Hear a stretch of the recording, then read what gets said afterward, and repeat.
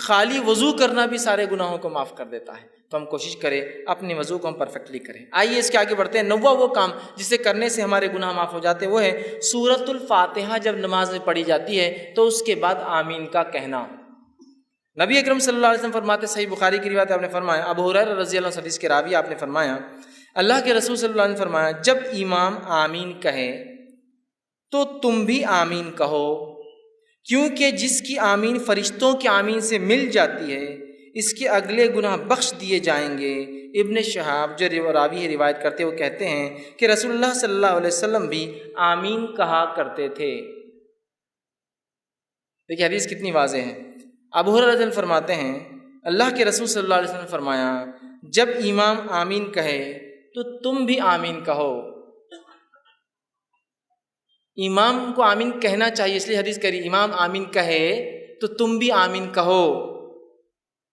حدیث بالکل واضح ہے، بخاری کی روایت۔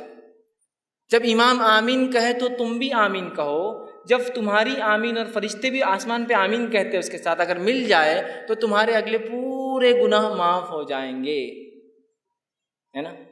دوسری ایک حدیث میں آپ نے فرمایا اور کہا جو صحیح مسلم کی روایت ہے، ابو ہریرہ رضی اللہ عنہ اس کے راوی اور کہتے ہیں رسول اللہ صلی اللہ علیہ وسلم نے فرمایا جب کوئی تم میں سے آمین کہے تو فرشتے آسمان پر آمین کہتے ہیں، پس اگر بندے کی اور فرشتوں کی آمین مل جائے تو اس کے اگلے گناہ بخش دیے جاتے ہیں، گناہ معاف کر دیے جاتے ہیں۔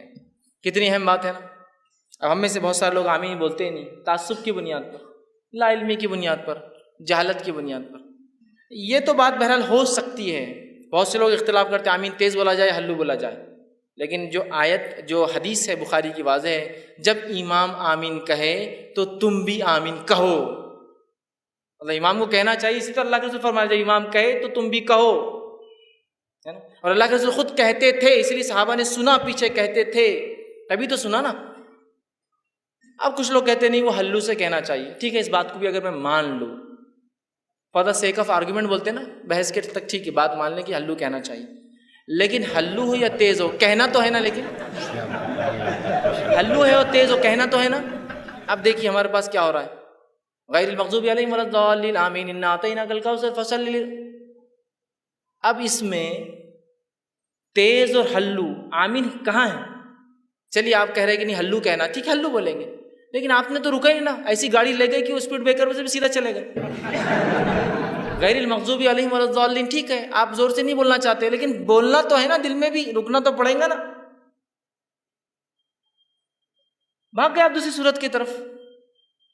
امام کو چاہیے کہ وہ امامت کے ادب سیکھے، نبی اکرم صلی اللہ علیہ وسلم کی واضح حدیث ہے، اتنی بڑی فضیلت کو آپ چھوڑ دیتے اتنے آسانی سے۔ جہاں فضائل ثابت نہیں وہاں تو من مانے فضائل گڑھے جا رہے ہیں کہ یہاں سے کچھ لوگ گئے تو اللہ نے پورے خبر والوں کی مغفرت کر دیا، تم کو کیسے پتا چلا؟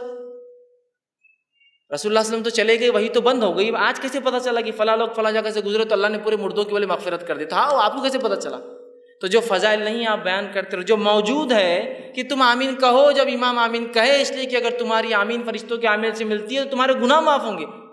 یہ بات کچھ ذرا سمجھ میں نہیں آتی ہم کو۔ کسی کو ڈسٹرب ہو جاتی نماز اس کی، اور انہیں بولا نماز ڈسٹرب ہو جاتی ہے آمین کہنے سے۔ میرے بھائی اللہ کے رسول صلی اللہ علیہ وسلم کا فرمان ہے، میری اور آپ کی بات نہیں ہے نا، میری اور آپ کی بات نہیں ہے، یہ رسول اکرم صلی اللہ علیہ وسلم فرمان ہے، اور کئی روایتیں ہیں۔ چلیے آپ بولتے ہیں ہلو بولنا چاہیے، لیکن ٹائم تو دیجیے ہلو بولنے کے لیے، ولا الضالین کے بعد، تو تاکہ وہ کہے آمین، دل میں کہنے کو بھی تو ٹائم لگتا ہے نا۔ نہاتے شروع ہوگا آپ دوسرا ہی سیدھا۔ تو بہرحال ایک بہت عمل پھر اہم ہم چھوڑ دے رہے، اس کا مطلب 10واں وہ عمل جس کے کہنے سے گناہ معاف ہو جاتے وہ عمل ہے جب امام کہے سمیع اللہ لمن حمدہ تو پھر مقتدی